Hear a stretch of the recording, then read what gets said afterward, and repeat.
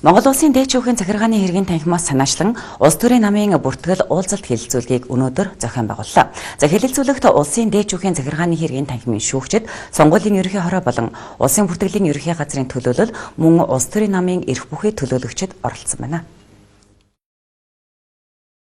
Уулзалтын улсын дээд шүүхийн шүүгч Банзарч улс төрийн намын тухай хуулийн шинжилсэн найруулгын онцлог. Улсын дээд шүүхийн шүүгч Соёл Эрдэнэ улс төрийн намын бүртгэл хөтлөх журмын төслийн танилцуулга сэдвийн хүрээнд илтгэл тавьсан юм а. Тодруулах юм бол оролцогчид намын бүртгэлийн талаар илүү дэлгэрэнгүй буюу улсын дээд шүүхэд хамаарах бүртгэл, сонгуулийн ерөнхий хороонд хамаарах бүртгэл, улсын бүртгэлийн ерөнхий газарт хамаарах бүртгэл хийгээд улс төрийн намуудад хамаарах ямар шин зохицуулалт хийгдсэн талаар тогтоож ярилцсан юм а.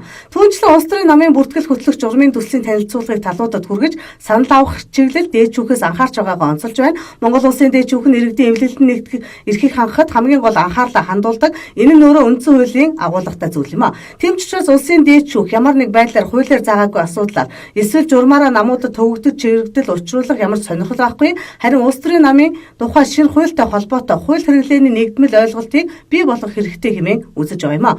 Улс төрийн намын нэрийн баталгаажуулалтын хуудас олгох, хяналтын дугаар олгогчийг үүрэг 1-р сарын 1-ээс эхлээд улсын дээд шүүх рүү шилжсэн. Өмнө нь улс төрийн намын бүртгэл дээд шүүхтэр хийгдээд нэр болон тамганы бүртгэл улсын бүртгэлийн ерөнхий газарт хийгдэж байсан хоёрдмол асуудлыг шинээр батлагдсан улс төрийн намын тухай хуулиар нэг байгууллагад төвлөрүүлснээрээ ач холбогдолтой хэмээн албаныхан үзэж байгаа юм а.